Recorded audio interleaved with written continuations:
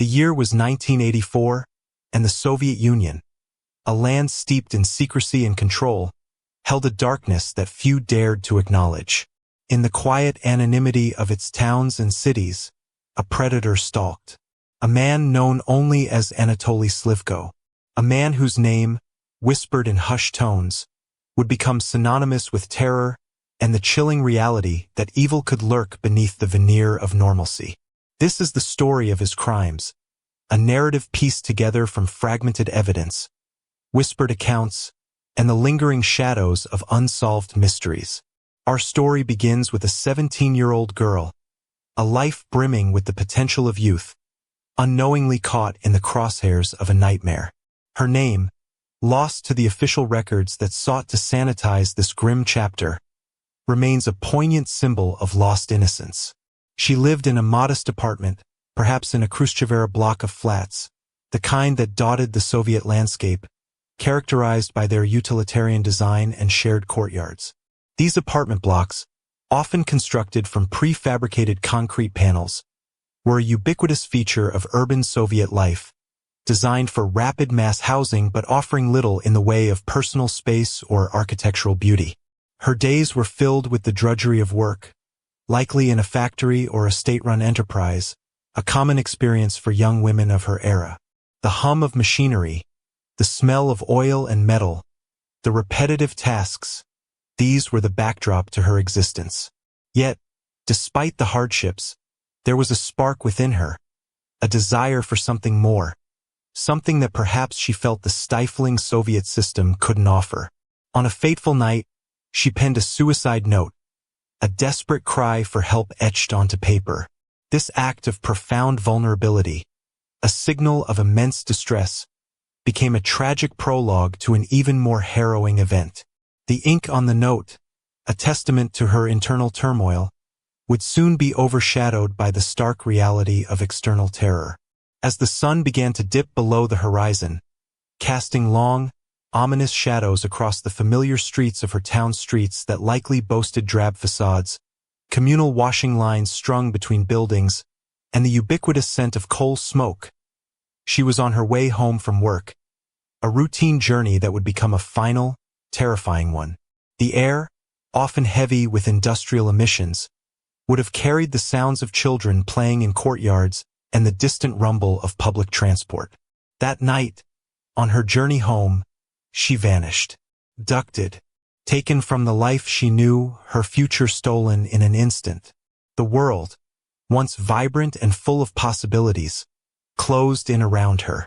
The details of her abduction are shrouded in the fog of time, obscured by the deliberate silence of a regime that preferred to bury its problems rather than expose them. It's possible she was walking a familiar route, perhaps along a tree-lined boulevard, or through a less trafficked industrial area where the shadows deepened and the few streetlights offered scant illumination. The very ordinariness of the setting made her disappearance all the more chilling. But what is known paints a picture of raw brutality, of a man who saw life as a game and his victims as mere pawns. The silence that followed her disappearance would have been deafening, a suffocating blanket of fear that settled over her family and the wider community. Anatoly Slivkos, a man of unsettling contradictions, cut a peculiar figure. A seemingly ordinary man, he was a teacher and a passionate leader of a youth camp named Young Pioneer. The Young Pioneers, a state-sanctioned organization, was meant to instill communist values in Soviet youth, a breeding ground for patriotism and ideological conformity.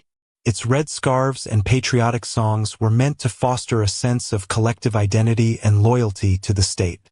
Slivkos, with his charisma and his ability to inspire young people, seemed the perfect embodiment of this ideal. He was known for his lively lectures, his outdoor activities, his ability to connect with the budding minds of his charges, often taking them on hikes in the surrounding forests or teaching them survival skills. This public persona, however, was a meticulously crafted facade that concealed a dark secret, a darkness that would bring him recognition as one of the Soviet Union's most prolific serial killers. The contrast between his public benevolence and his hidden depravity was staggering. The children he led looked up to him with admiration, Their parents trusted him implicitly, not knowing the unspeakable evil that festered within the heart of their admired educator and mentor. He was, to all outward appearances, a pillar of the community, a dedicated educator shaping the future of the nation. The fate of whether she met the same gruesome end as the other victims, or if her story is lost to time and the deliberate obfuscation of Soviet records, is a question that continues to haunt the periphery of this case. The lack of closure is a wound that refuses to heal, a painful reminder of the human cost of Slivkos' crimes, a life cut short before it had truly begun. Her family, left with an agonizing void, likely endured years of silent suffering, their grief compounded by the state's unwillingness to provide answers. The emotional landscape of her loved ones was forever altered, their hope gradually replaced by a hollow ache of uncertainty. The community surrounding her disappearance was also deeply affected, the initial worry for the missing girl slowly morphing into a pervasive, unspoken dread as more disappearances occurred. The impact of Slivkos' crimes extended far beyond the immediate victims and their families, whose grief was likely compounded by the state's stonewalling. The community was forever scarred by his actions. The trust in authority, in neighbors, and in the institutions that were meant to protect them was irrevocably shattered. The fear of the unknown, the chilling realization that evil could exist not in some distant, foreign land, but within their own communities, perhaps even disguised as a trusted figure, cast a long shadow over their lives. The hushed whispers that once spoke of local gossip now carried the undertones of terror. Children were kept closer to home, parents became more vigilant, and the seemingly innocuous interactions of daily life were tinged with a newfound wariness.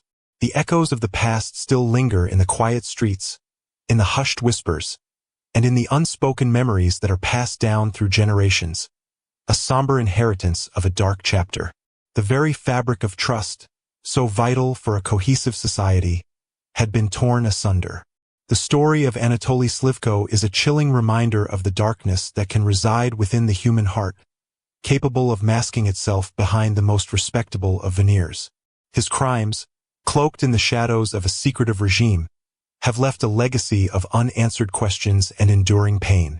The 17-year-old girl, whose life was stolen, represents an individual tragedy in a landscape of horror, a poignant symbol of the countless lives irrevocably altered by his actions. It stands as a testament to the enduring strength of the human spirit, even in the face of unimaginable adversity, though the scars of such encounters can never truly fade. The emotional toll on the survivors and the community was immense, a psychological landscape forever altered by the knowledge of what had transpired. The chilling irony of his role as a youth leader, a position meant to safeguard and nurture, only amplified the profound sense of betrayal and horror. The case remains largely unsolved in terms of complete understanding, a puzzle with missing pieces, a testament to the complexities of the human condition and the insidious nature of evil. The questions remain: what happened to the girl? What were the true motivations of the man who committed these unspeakable crimes? What other secrets might the Soviet archives hold, buried beneath layers of official denial and national pride? The answers, buried in the mists of time and the deliberate opacity of a bygone era, remain elusive. The legacy of Anatoly Slivko serves as a cautionary tale, a stark reminder of the importance of vigilance, compassion, and the unyielding pursuit of truth, even when it is uncomfortable and exposes the darker aspects of humanity. It is a story that transcends time and place, a chilling exploration of the depths of human depravity and the enduring power of memory, a stark warning of the monsters that can walk among us, cloaked in the very fabric of everyday life.